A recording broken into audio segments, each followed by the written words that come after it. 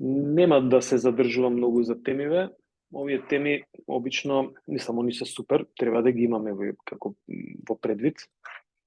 Но, например, кој ќе ги прашам студентите, одбери нешто да кажеш за што би сакале да одговарате и одбираат флексибилност и прецизно, затоа што во книгата се со најмал број на страници. За ништо друго. Затоа што се со најмал број на страници, што е тотално погрешно. Овие теми може да бидат суплементација за повисока оценка. Нека биде така некако објаснато, додека другите теми, сите теми се битни, ама другите теми мора да посветите малку повеќе внимание на нив. Сега, што со прецизност? Вака ќе одиме. Што со прецизност? Покажува, ќе видите тестовите некои. Горе мечувањето покажува дека работиме нешто што е, мислам, се изведува активност која што бара огромна способност на прецизност, моторичка способност на прецизност. Каде е прецизноста, ќе ставиме во координацијски, чекај да видам овде не е ни ставена во координацијски. Прецизноста ја ставаме во координацијските способности, затоа што бара, например, за краток временски период, прецизни движења или прецизна контракција и контракции на мускулни групи, така да ги кажам. Ја опишав по моја. Значи, како може да ја опишете? Еден од начините, дека е способност која што побарува изведба на точно насочени и дозирани движења. Значи, тоа е исто како, например, сега не ги сакам многу овие тепачки спортови, боречки, бокс.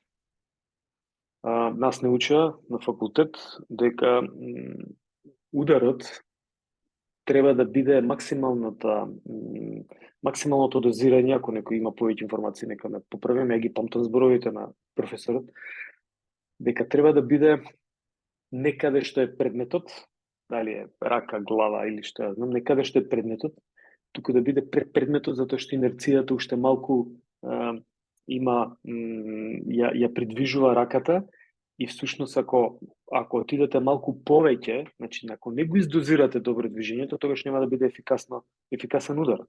Да, веројатно исто и во карате и во други каде што да нема многу. Карате има тепачки, ама има кати се изведуваат, нели? Па секое движење има точно дозирано, како кај брзината, кога кажав дека оној тапинг тест, дека има, кога ќе дојдете скоро да допрете од едната страна точката, тогаш веќе има кочење и одиме на другата страна. Тоа се однесува на дозирање. Исто и кај прецизноста треба да бидат точно дозирани движењата. Дали ќе отиде во мечување раката понапред, поназад е многу битно, нели? Прецизност ќе видите има со исфрлање на предмети и така натаму. Да, и овде има дилема дали е дел од координација. Не може да се преместуваат, вели дека не може да се преместуваат на помошни сензитивни рамништа. Визуелна контрола е потребна за нивна реализација и не може да се вбројат во координација. Иако кај тоа го кажува, ова се некои дилеми кои што постојат. Ајде вака сега ќе се вратам веднаш на овој дел овде ми треба. Каде што, например, Курелич, ајде да видиме што кажал што е добиено според неговата анализа. Прецизност како тест ги ја ставил во анализата, има пикадо фрлање, гаѓање на хоризонтално поставена цел со топче, стилет, значи мечување и гаѓање на цел со нога. И сега мислам дека овде требаше да ги дава ова се по способности. Ајде да видиме прецизност. Да, прецизност во гаѓање, простори опфатени, влегуваат во фактор на синергистичка регулација и регулација на тонус, тоа е механизам за регулација на движење. Ако е механизам за регулација на движење, тогаш асоцира на координација. Така да, супер се овие работи и ова е точно, значи Марија Гајич што го кажува е точно, но сега ви покажав еден пример како да не веруваме на се што ќе видиме и слушнеме. Туку треба да ние да се поставиме своја некоја теорија или информација, нормално ако нештата се докажуваат за да бидат прифатени, но ако имаме друга теорија, зашто да не ја тестираме? Така да конкретно за ова, нема повеќе се враќам на овој слайд, тоа ми беше целта да ви покажам дека што ќе ставите во машината, кој што се нарекува факторска анализа, тоа ќе го добиете како простор внатре. И прецизноста е точно издвоена како моторичка способност, влегува во овие фактори тука за регулација на тонус или конкретно ако се издвојат последните два фактора Курелич ги издвоил, тогаш влегува во механизмот за регулација на движење што е блиску до координацијски способности. Така да она тврди ради нешто друго, Курелич тврди заради нешто друго, средината е некаде на средина, но потребна е координација. За да земете чаша, детенце за да земе чаша му е потребно координацијски способности. Од проста едноставна причина, тоа го покажува и Курелич во неговото истражување. Кај да се среќава, спомена во стреличарство, не само посликава, не ја гледате, малку е постар со овој слайд. Не само кај нормални луѓе, сите сме нормални, ама и кај луѓе што имаат посебни потреби или не знам, се поново некако дефиницијата не ми се допаѓа како ја кажуваат, со инвалидитет и така натаму, но најчесто, например, по ова категорија на спортисти, можат и овој спорт да го изведуваат и ние имаме, помогнете ми со имињата, Бранислав беше едниот и колешка како беше, која што имаат одлични резултати во стрелање. Пукање да, како беше едното е стреличарство, другото е стрелање. Стреличарство, ова стрелање со пиштол. Така да имаме супер резултати и таму баре повторно прецизност и тука е врзано она со визуелната пара што го кажува Гајич. Како се дели прецизноста? Гледате овие бројчињава 1-2, значи прво одевме на дефинирање. После 2 идеме на поделба, тоа беше кај секоја способност така. Имаме прецизност во гаѓање, значи да се исфрли предмет, нели кош, гол, нога, рака. Прецизност во нишање, стилет во мечување, песница во борички спортови, прецизност во гаѓање и во нишање. Така се нарекува на некој начин. И само да видам дали имаме уште нешто. Како според акциони карактери, значи критериуми, може да се поделат на брза прецизност во движење, како што кажува, и бавна прецизност неподвижни мети. Пинг-понг или тие се тие моменти, според должина на трајање на прецизност, долготрајна, тениски меч ви треба од почетокот до крајот, кусотрајна, нели? И според можност за корекција на движења, повторно доаѓа тука нешто слично, нишање, гаѓање, рака, нога прецизност, ама не мора биде поврзана затоа што се работи за оформување на тие синапси во главата кои што работат само за раката, ако ја користиме раката, дактилографија, прецизен, не мора да ги тражи буквите на тастатурата и слично. Кошаркар прецизен со рака, нога, фудбал во нога, дајте му, нема да биде прецизен, нема да може да не ги знае движењата, така не може да исфрла, затоа што едноставно е поврзано со учење. Степен на корелација зависи од претходно моторичко искуство. Тоа што го кажав. Значи нема поврзано затоа што зборуваме за претходно моторичко искуство. Океј, ова се некои тестови, тие што ги кажав. Прецизно нишање со стилет, прецизно гаѓање на нога, вертикално поставена цел, ова е кај Курелич, и прецизно со гаѓање со рака со топчиња. Супер. Прецизност, завршивме, брзи сме. Имате ли некој прашање во однос на прецизност? Ќе одиме по редослед, равнотежа и крај ќе оставиме терминологијата. Океј, предпоставам дека немате прашање. Гледате, на брзина ги поминувам темите. Каде се препознава? Едно примерче. Се препознава во кајакарство. Многу. Сте пробале да возите кајак на диви води? Мислам, не да го возите на диви води, на мирна вода. Во езеро да пробате кајак кој што е за диви води. Дали некој проба?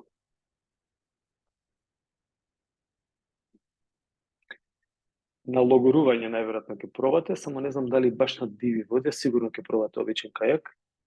Не можеш да задржиш равнотежа. Тој што не знае, тешко. Затоа што многу лесно се превртува.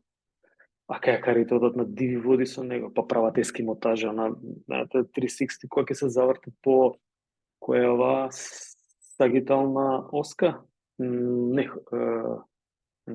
рамнина, сагитална ќе да беше. Не, ова е хоризонтална, пардон. Не е хоризонтална, туку е вертикална. Вертикална рамнина. Значи се завртуваат околу, се вртат главата оди под чамет, под кајакот. Ке паднат и знаат да излезат од таа позиција. Значи губат рамнотежата. Така да, рамнотежа во гимнастика, многу. Дури ќе искористиме едно примерче. И еве едно испитно прашање ќе има за рамнотежа, најчесто ќе се појави. Во однос на тоа, например, во однос на рамнотежните положби, ама и ќе ги видиме понатаму. Како ќе дефинираме рамнотежата е не гледам способност на телото за да одржи некоја стабилна положба во мирување или во движење. Ајде да видиме што сум пишал овде. Способност на човекот да се очува стабилна положба на телото при различни положби и движења, точно. Способност за воспоставување, да. Значи, рамнотежата исто се препознава и од кога ќе се наруши. При воспоставување, значи на рамнотежа, тогаш проверуваме дали некој има рамнотежа добра или не. Например, во стоење, дали ни е потребна рамнотежа како способност?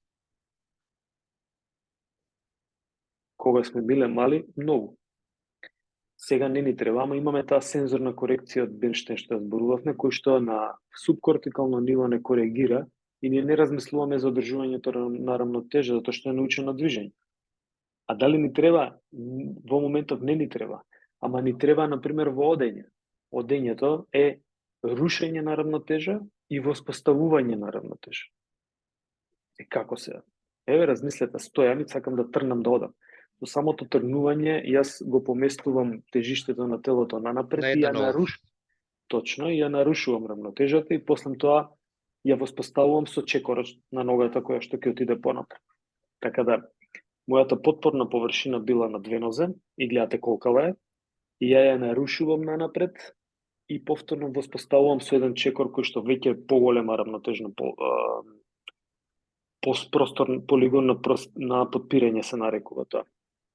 Така да еве рамнотежа имаме и тамо. Не размислуваме ни за тоа.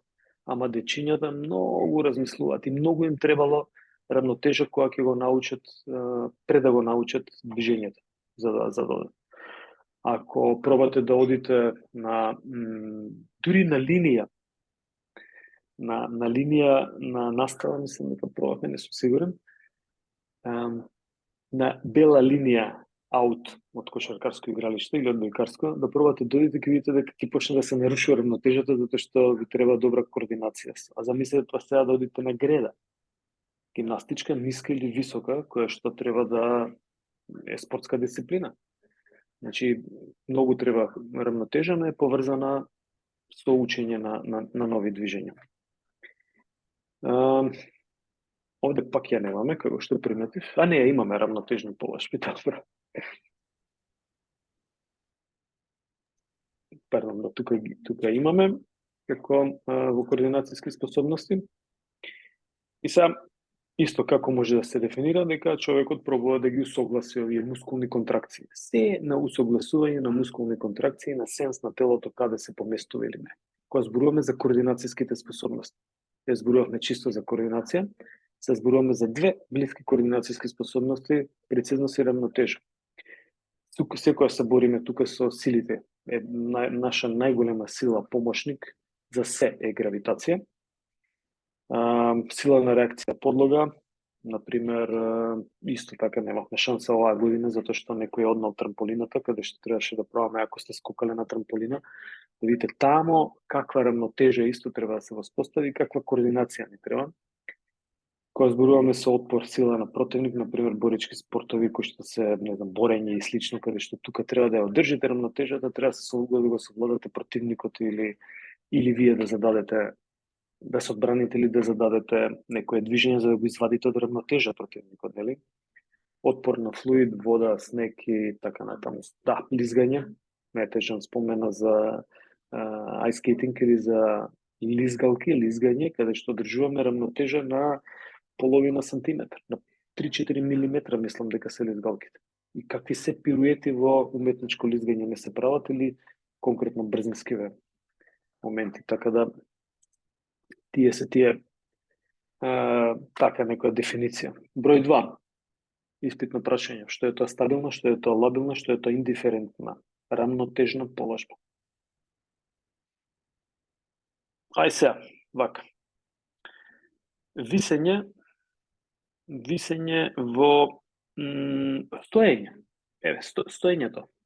Каква рамнотежна положба е според вас? Стабилна, лабилна или индиферентна? Значи, стабилно асоцира зборчињата, извини, Жан. Зборчињата асоцира, стабилно е нешто што е стабилно, нели? Лабилно е нешто што не е стабилно. Индиферентно е ни вамо ни тамо, значи, како ќе го ставите како пердувче, оно се стои во воздух, не мрда или не паѓа надолу. Ајде, Жан, повеќе. Ако стоиме, би требало да е стабилна положба. Не е стабилна. Лабилна. Еве зошто. Стоиме затоа што имаме, значи децата стојат ли? Не може да застанат. Кога лежиме, таа е најлесна рамнотежна положба, тогаш е индиферентна. Индиферентна, како сликава на вратило, тежиштето на телото е скоро во иста точка со потпорната точка. Значи, потпорна точка е таму каде што се подпираме. Ве гледате овде на глава, кога стои, се подпира на глава и на раце. Ние кога стоиме на нозе, се подпираме на нозе. Кога висиме на карики, тога се подпираме на кругови, се подпираме на круговите, на кариките, така. Ама гледайте каде е тежиштето на телото. Тежиштето на телото кога сме на кругови е под потпорната точка. Тежиштето на телото кога стоиме на глава или на нозе е над потпорната точка. Тежиштето на телото во индиферентна положба е во скоро иста точка како и потпорната точка. И сега, правилото е секогаш кога тежиштето на телото е над потпорната точка, заради силата на гравитација, оно сака да дојде до потпорната точка, на исто ниво да биде со потпорната точка. И сега уште еднаш. Стоењето е каква? Стоењето е каква рамнотежна положба? Лабилна. Точно, лабилна. Стоењето е лабилна рамнотежна положба. Сега како може ова на карики да биде стабилна кога стабилна е, тоа се вика клапна. Значи топче кој што е врзано горе, ако го пуштите да се ниша, по одредено време оно ќе се стабилизира, затоа што тежиштето на топчето сака да се донесе, ако не во иста линија, барем во иста вертикала со тежиштето со потпорната точка. И затоа се смирува клапното или кариките се смируваат после одреден период на движење, затоа што земјината тежа е таа која што е најсилна и го повлекува надолу нели телото, а за разлика од незе, од другава страна, земјината тежа, каде што човекот стои на глава на сликата, повторно пробува тежиштето на телото го донесе до потпорната точка, значи во иста линија во хоризонтала, и затоа ако човекот престане да одржува рамнотежа, ќе падне долу, нели, ќе се спушти. Значи тоа што стои на глава е лабилна положба? Исто, да. Исто како одењето, исто како стоењето. Ако тежиштето на телото е над потпорната точка, тоа е лабилна состојба. Точно, да. Добро. Кој има зошто формулите се ниски? Затоа што тежиштето на формулата пробува да ја спушта долу, до што поблиску до патеката. Значи да ги доближи, да дојде до индиферентна да биде. Зошто? Затоа што тогаш е најстабилно. За разлика од незе, например, камионите, како возила, се прилично нестабилни. Ни ветер може да ги дувне на страна, да ги преврти. Автобус исто, ако е голем, ама формула не може да ја преврти, она е ниска долу, има голема потпорна површина и е ниска. Колку е висока формулата? 50 на 60 сантиметри е ајде се, може би е метар, да не кажувам со сите тие спойлери, мойлери тамо што да јаде. Околу физика, например, едрилица на вода. Јахта, она едренјак. За да ја, нели, он има едро кое што за да плови мора да го подигне едрото и ветерот кога дува во едрото, тогаш оди нанапред, ама сака и да го бродов да го бутне настрана. За да ја направи стабилната, што подобро, поголема стабилна положба, имаат кобилица, тоа се вика она долу под едренјакот, тоа се вика кобилица, значи тежиштето го зголемуваат подоле скроз, за да може да се направи што поголемо растојание помеѓу поголем крак да има, за да може да се стабилизира и да биде во што постабилна положба. Са малку обратно делува, можеби, ама ово кажувам еден начин како да се стабилизира, затоа што е друг систем, едрилица со.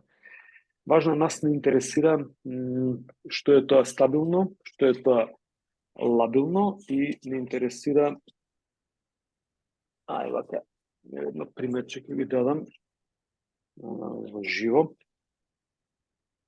Например, не знам дали гледате, ова е еден лист хартија, кој што тежиште, потпорната точка ми е горе раката. Тежиштето на телото е пенкалцата. Значи, можем и вака да направам, ќе го направам стоп шер, за да може да се гледа поубаво. И сега јас ако потпорната точка од озгора ја пуштам, еве што се случува ако раката ја пуштам, она ќе сака да се стабилизира, хоп, да дојде во стабилна положба. Или од тука ако почнам, тогаш секогаш ќе дојде во стабилна положба. Зошто? Затоа што тежиштето на овој лист е тука на средина на листот, а потпорната точка е горе каде што е пенкалцата. Го приметувате. Што значи ова е стабилна положба, се стабилизира, ова е лабилна. Каде ни треба рамнотежа? Во лабилна или во стабилна?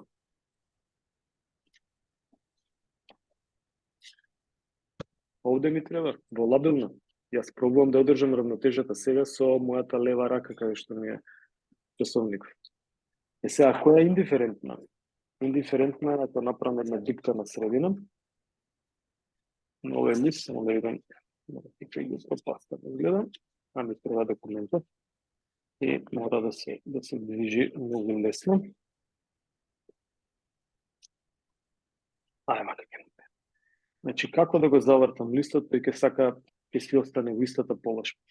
Ако имаме ако точно во центарот на тежиштето направиме ротација, тој ќе сака да остане во истата точка. Значи, како да го наместиш, исто ќе сака да ја задржи, ќе си остане во истата позиција. Значи, ќе ротира, нешто слично како како се вика тоа, ковртлеј на разбој. Како нарекувате? Да нема некоја ново, не е колут напред, него е ковртлеј го викавме ние. Најверојатно исто така. Имате ли прашање во однос на ова?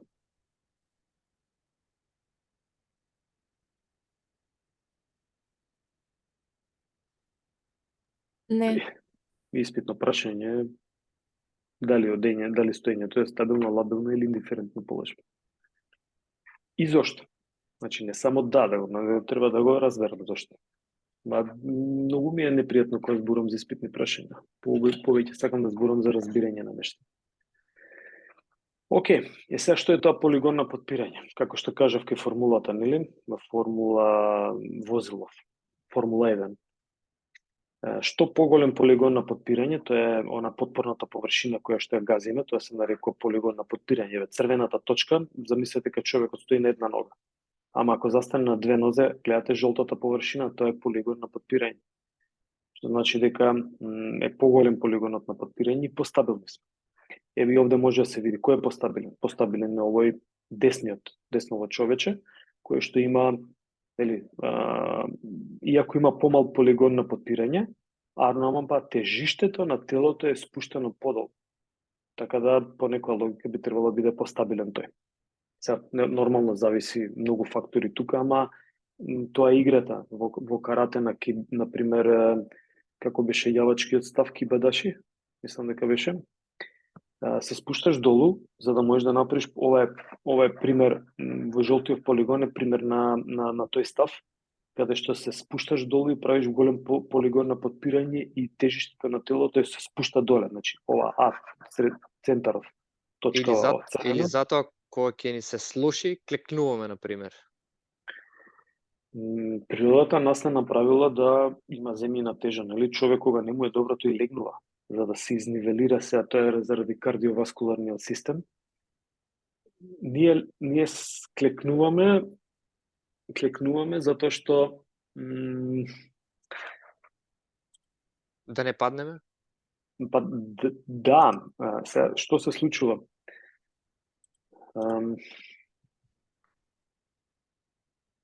Земјината, срцето мора да избутка од крв на одредена височина.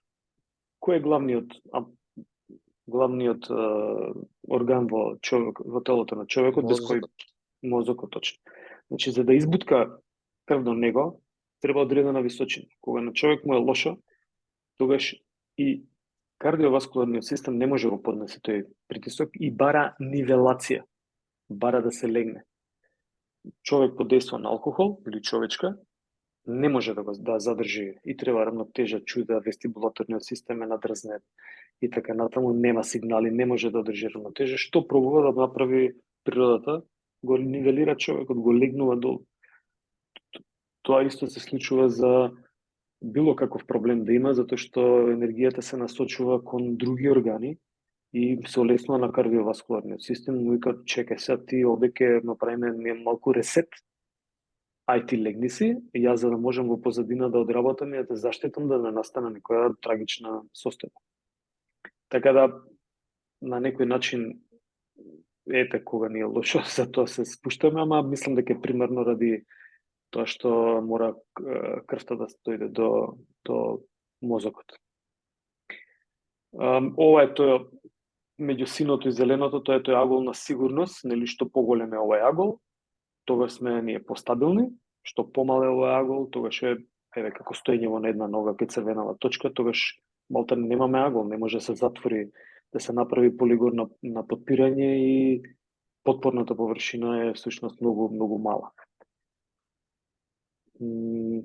Какви видови на рамнотежа постои? Ете ги, динамичка со отворени и со затворени очи, статичка со затворени и отворени очи. Треба ли сега да кажеме, например, да објаснам на што се мисли динамичка, на што се мисли статичка? Јас ке кажам, ама чисто е да ве подсетам, дека по логика само логика треба да се употреби и да знаете некои основни информации. Значи, динамичка е ако е во движење, статичка ако не е во движење. Се отворени очи, значи со натрешна, чекај да не нешто грешка, затворени очи, надорешен. Да, ова е малку погрешно овде ставено. Со затворени очи треба да е со внатрешен регулацијски круг. Значи, кога ни се затворени очите, ние имаме внатрешен регулацијски круг. Ние пробуваме од внатре да ја побараме рамнотежата и да видиме, нели, да ја воспоставиме и слично. А кога е со отворени очи, тогаш ни помага надворешниот регулацијски круг, значи имаме визуелниот апарат помага за да може да ја одржиме рамнотежа. Иако ви текнува кај учевме за моторички навики со владување на нови движења на девојчето на крајот на часот што учеше да вози велосипед, како споменав, ќе имате сите, може би стучале некого да вози, може би не, ама ќе имате ваши деца или ќе учите други дечиња. Финтата беше да гледа нанапред. Значи не долу, нанапред, за да може да го прошири видното поле, кое што помага, че ова е сега со отворени очи, да го прошири видното поле за да може да си помогне за равнотежата да ја одржи. Ако го фокусира видното поле во една точка долу, тогаш не може, многу е тешко. Мора да го прошири видното поле за да може да одржи равнотежата. Истото се случува во летање, например со авион, параглайдер, со било што.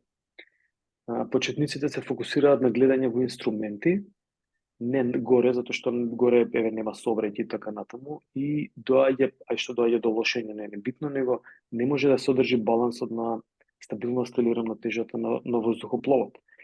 Со пуштање на погледот нанапред, тога се добива представа за хоризонтот и дали сме ние наведнати на едната страна или на другата страна, и тоа многу ни помога во одржување на рамнотежа. Значи, но може да се стимулира рамнотежата доколку работиме со затворени очи.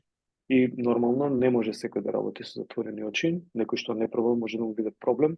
Не се чувствувате сигурни за тоа при изведба на движењата со затворени очи, така да е деликатно, но постои како рамнотежа, постои луѓето кои што имаат оштетен вид, тие сепак имаат рамнотежа и нели може да се движат, може да бидат и прецизни и да одржуваат добра рамнотежа во движење и во динамички и во статички услови.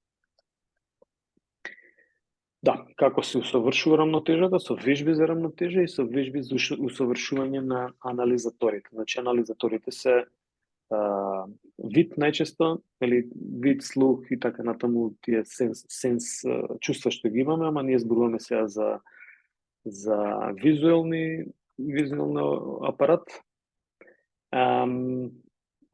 Центарот на рамнотежа или да, добро, ајде може да се каже анализатор и вестибулаторниот систем. Во овој дел тука, моја грешка, затоа што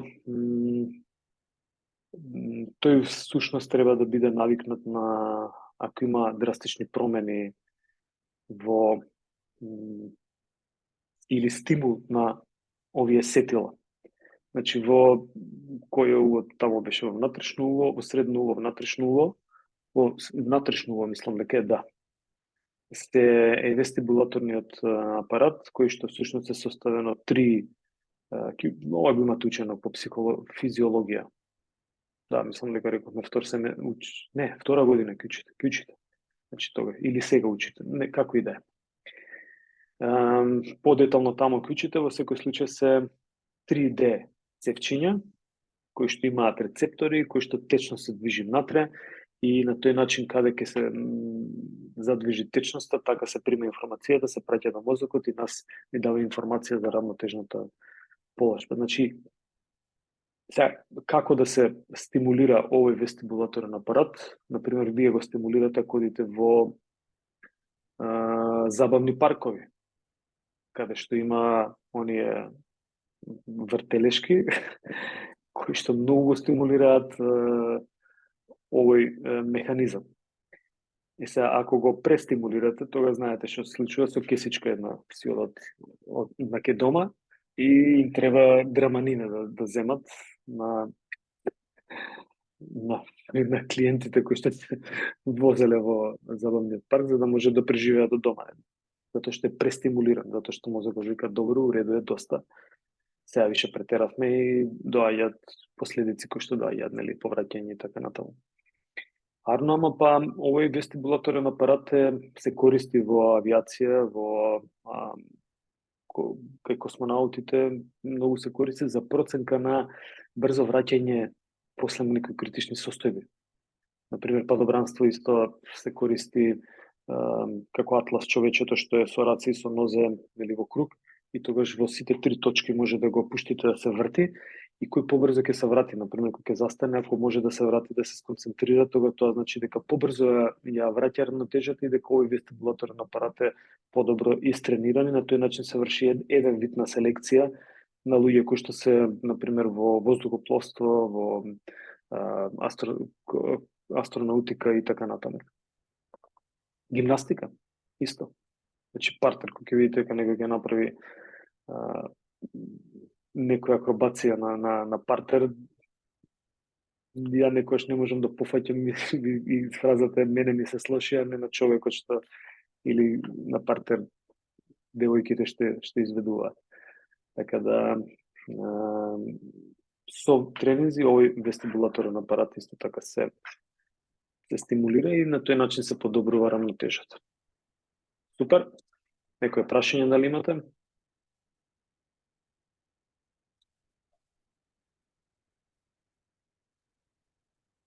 Изгледа дека нема. Ова не ми треба. И ми треба само терминологија накратко да ја поминеме. Ја вклучив и некаде ми кидна терминологијата. Ова ја работевме на настава. терминологијата, само ќе ве потсетам за да знаете за што се зборува. Кај беше, тука беше.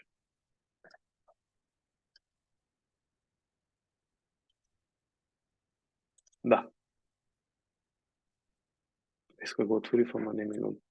Зборуваме за основни термини кои што се употребуваат при организација на група, при задавање на некоја вежба, каде што не мора да покажувам за да кажам подскокнување. Ние знаеме што значи подскокнување, ние кои користиме тие фрази. Така да, овие се основните термини кои што основни терминолошки групи, да се ставови, ќе видиме што се приземни положби, каде што сме седнати, подпрени со раце, напред, назад и така натаму. Свртување, подскокнување како трета група, свртување се налево, надесно и така натаму, движење со раце и со нозе. И са што е сега ова ставови, па нели раката е став, не, раката е движење. Став е со нозе која се прави, а со раката правиме движење. И со ногата може да направиме движење кога не ја подпираме подлогата. А ставовите се кога нозете ги подпираат, ја допираат подлогата. И задржување, при некој став или при некој движење може да има и задржување, например на 1-2 чекор, 1-2 чекор, на 3 задржи, хоп, во получучење. Во ритмичко-спортска гимнастика ги има овие моменти и затоа многу едноставно ќе биде кога ќе ви каже, мислам дека имате ритмичко-спортска гимнастика, тие што се на физичко. Не орејтанци со ритмичко-спортска гимнастика, барем беше претходно предметот. Па ќе каже сега професор, на 1 и на 2 направи нешто, на 3 и на 4 направи нешто друго. И се пишува на музичка скала со тонови. Со музички знаци. Супер. Ставови. Како што кажав, значи тоа се положби кои што телото ги зазема, може да бидат ставови со исправени нозе или со свиени нозе. Еве ги со исправени нозе ги спомнавме каде што се токмоножни, се спојуваат двете стопала, може да бидат чекорни. Овие ги работевме каде што се работат во чекорење, тежината е секогаш на двете нозе. Исчекорни, кога тежината е на ногата која што исчекорува, па може да биде напред, на страна, на назад, или за 45 степена и така натаму. Ножни ставови се оние каде што нема промена на позицијата, туку само ногата една оди нанапред, ама тежината останува на оваа нога која што не се придвижува. И расчекорни ставови, најчесто потребувани, каде што ги кажете мал расчекорен став, хоп. Тоа значи дека на страна мал расчекорен став, нозете се и во истовремено се оддалечуваат една од друга. Па може да биде расчекорен став со десна нога напред, хоп, тогаш оди нанапред десната нога и така натаму. Или настрана. Да, ова се тие позиции, нели? Напред страна слично, пита бурек, осмина, четврт, како сакате, половинка бурек, цел бурек, кој колку е гладен.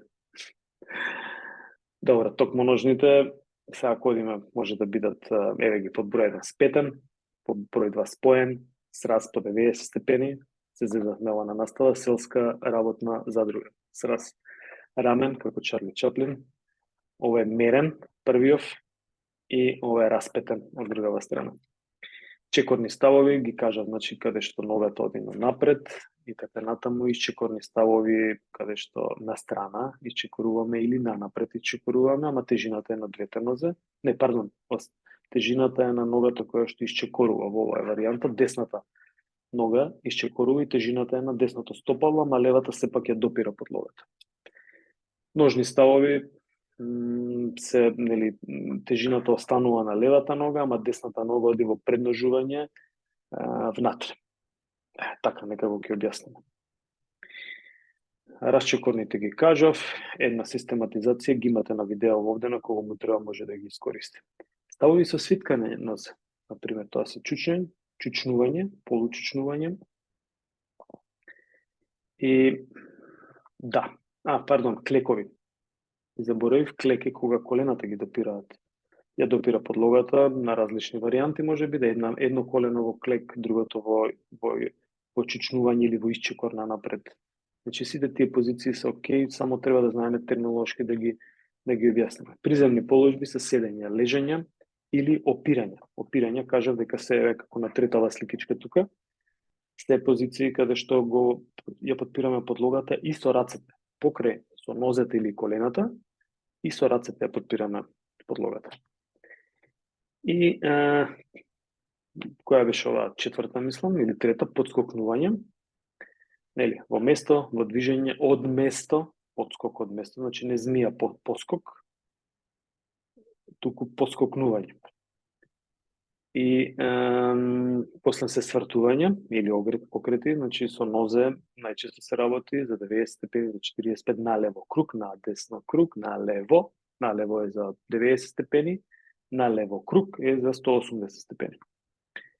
Движење може би да со раце, нозе, одрачи, узрачи, нели, предножување високо, ниско предножување со нога, задржување или издржување се планкови. Задржување во исчекор со десна нога напред. Тоа е онај ланџис класичен, со десна нога напред, терминологијата гледате ланџис, ние си го треба да го нарекуваме издржај. И сега кога ќе кажам згиб на вратила, колегите како ми кажуваат, кој беше терминот на англиски? За склек кажуваат пропаѓање, ја кажувам не, склек на развој. Ама не, тоа се пропаѓање, професор. Добро, тоа се пропаѓање затоа што на англиски е дипс. Ама ние не го викаме дипс, пропаѓање, него го нарекуваме склек. И тука треба да се држиме до тоа. Pull-ups, да. Значи, ова едно беше pull-ups, другото беше push-ups. Но тоа се згиб. Во потфат и згиб во надфат. Значи, како беше push-ups, не. Pull-ups, сега го изгубив. Pull-ups мислам дека беше во надфат, а во потфат имаше некоја друга терминологија, сега да не бегам од темата, ако ја знаете, помагајте. И овие се команди кои што се употребуваат, ги пробавме на настава за да организирате групата. Неколку пати пробувавме, не ни одеше баш нешто, ама добро, третиот пат свативме. Како што овде не дојавме до комплицирано овие десно крило зави. Па тоа со крилата ќе беше хаос. Збор како се поставува, каде е наставникот, учениците, после тоа можете ги наместите во колони, редови, во круг и слично, ама битно е дека треба, например, сонце.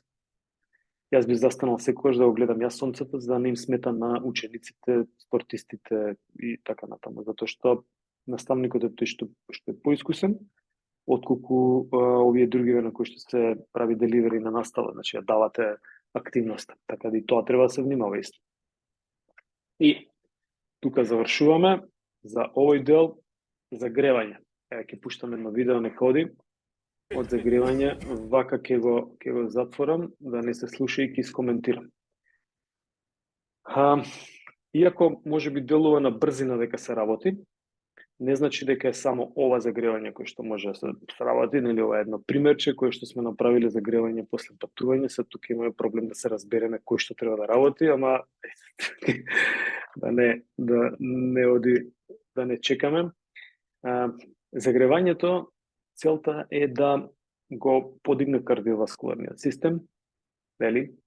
Да му даде информација на кардиоваскуларниот систем, на мускулите и на зглобовите дека ќе настанат некои различни движења по интензитет и по обем и амплитуда од оние движења кои што се во мирување, пешачење обично и така натаму. Дека нешто екстра ќе се случи. И не смее да се избегнува загревањето како активност. Зошто? Затоа што многу лесно може да настане повреда. Тоа е првото. Треба да сме безбедни. Второто е затоа што треба да ни дозволи да биде ефикасен или да биде ефикасна спортистот, затоа што без разлика дали е меч или надпревар, треба да има некаков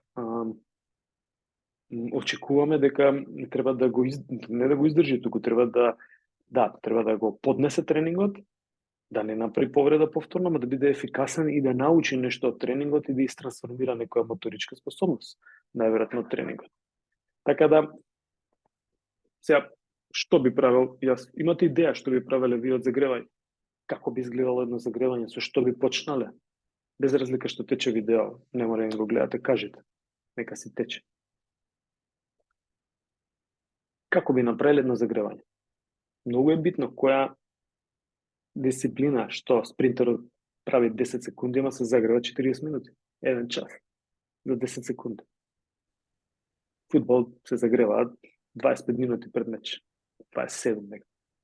Со се одењето до гардероба и назад. Зависи кој Ајде. спорт ќе се Одбери еден. практикува. Одбери еден спорт и кажи твојот спорт како се загреваш.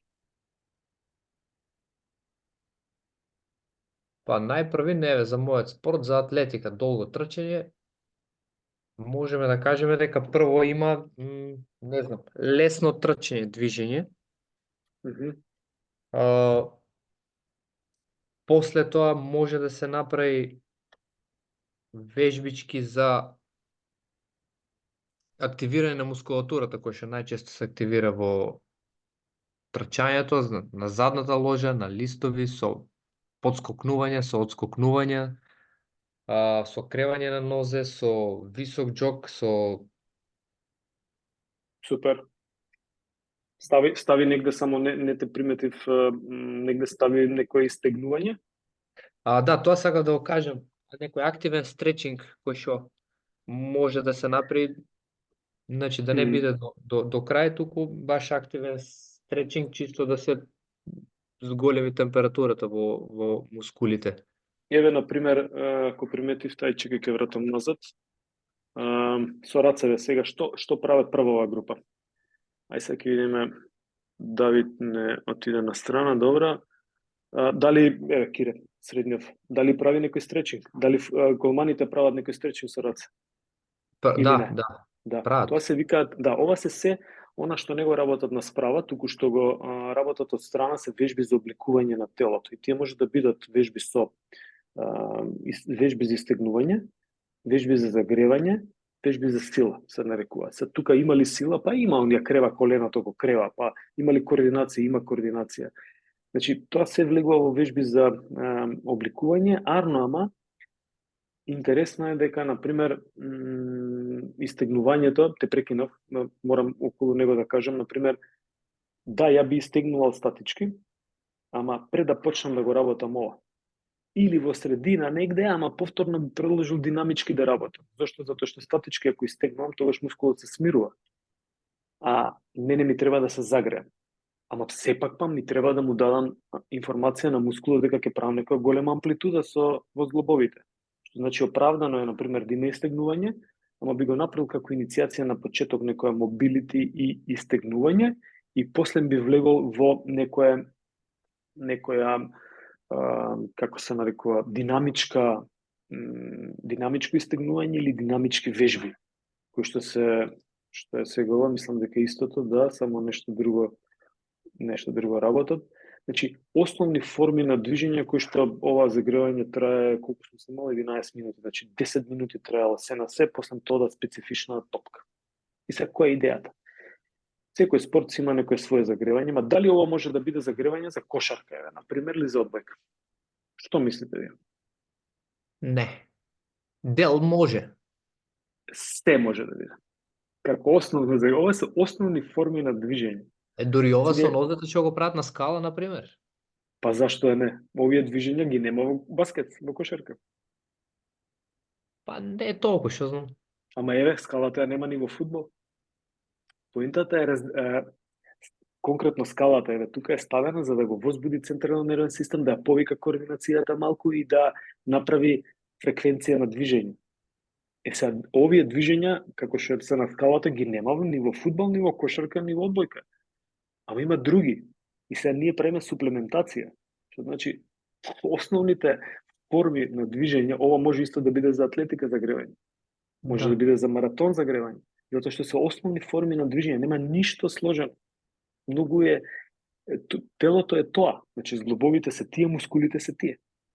Ти оди нанапред, наназад, само формата која што ќе ја зададете е всушност да не биде монотоно, да не биде досадно, да има динамика, затоа што ако правите секој ден исто загревање, налети, баскет и фудбал и атлетика, вели, досадно е, како што пливачите што бројат плочки, кога тренираат во базен, така и овој вика доста више е да се загреваме се на истиот начин. Например, после обичното загревање, мислам општото загревање, сега веќе тука е паметно да се даде специфично загревање кое што ќе биде конкретно за таа некоја активност. Ја имам вакви видеа снимено каде што не, ова е пас вежба некоја. Добро, пак е некој warm-up, ама нешто сме или да се објаснуваме, се покажуваме, да. Па гледате, некој не може да седи мирен, па работи од другата страна. Само да идам да најдам нешто поконкретно. Аха, супер. Еве, нешто поконкретно, например, ова е општо загревање исто, ама веќе е со топка, значи се работи, баскет не може го дадете. Али работи кој овој Давор работи open gates и close gates, значи раздвижување во колкови, ама работеше и топка. Ево сега Бабунски истото нешто работи, си бира по свое, оставено е, дечки поминете ги сите справи, ама имате и топка, значи да навлезе малце во специфика, после тоа одиме, зависи од тренингот, одиш на уште едно дозагревање ако треба, обично со пас некое, или директно правиме вежба која што треба да биде повторно пасови или слично, но имаме во предвид дека треба да се дозагрееме. Значи, кажав неколку момента. Зошто не треба загревањето?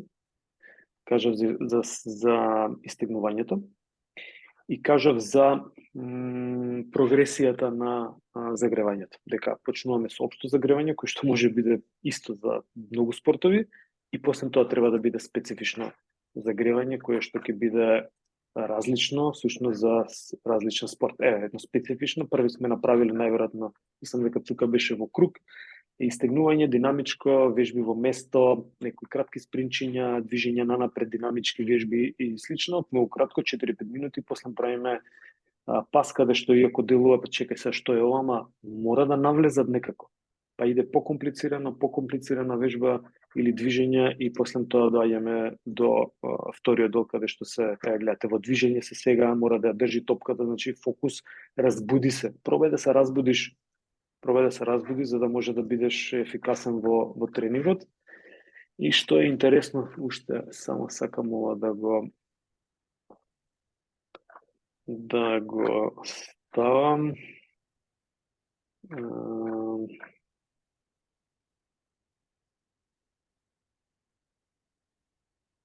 Блиско е тука активацијски тренинг.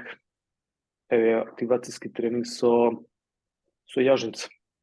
Например, ова е некој вид на загревање, ама повеќе активација, кратка, не треба да биде загревање, подолго е загревањето, кое што се работи на матч дей, но сепак исто во ова може да се искористи и во загревање. Што имаме тука, имам координација, различни движења ги правам, претходно сум направил динамички нешто, и веќе тука имаме проблем каде што не сакаме ова да го работиме и малку влегуваме во забава.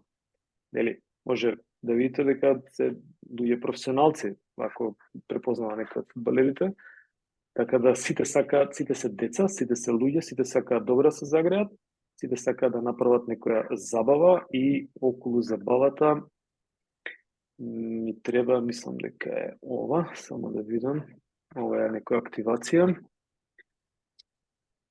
Зошто ја немам забавата овде? Ова е рейс. Да. Супер. Значи, после загревање или инкорпорирано загревањето, треба да направи нешто каде што ќе ги стимулира и ќе направи емотивно празнење и некоја надразба за да може да се подигне тимскиот дух и се, па кој ќе биде побрз, па ротирање на групи и така натаму. Дали видеава ги гледате чисто? Да. Океј. Че да видиме ова што... Да, ова се некои различни варијанти, но една многу интересна, но не знам зашто ја немам овде. Изгледа сум ја стел на... Треба да е тука оствари. Да, супер.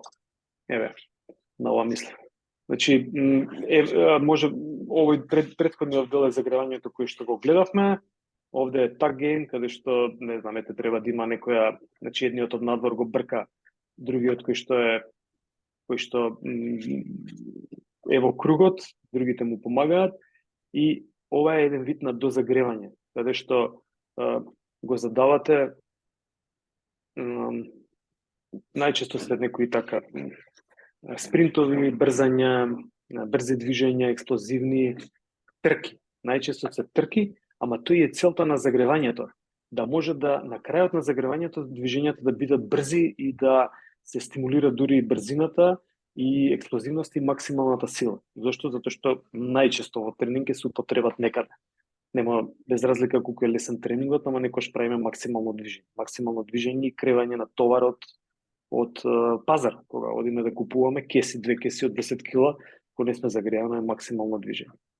Така да, јас би го концепирал загревањето на тој начин, почнуваме со загревање класично, општо, специфично и давам некоја вежба која што е супер вака за емотивно празнење.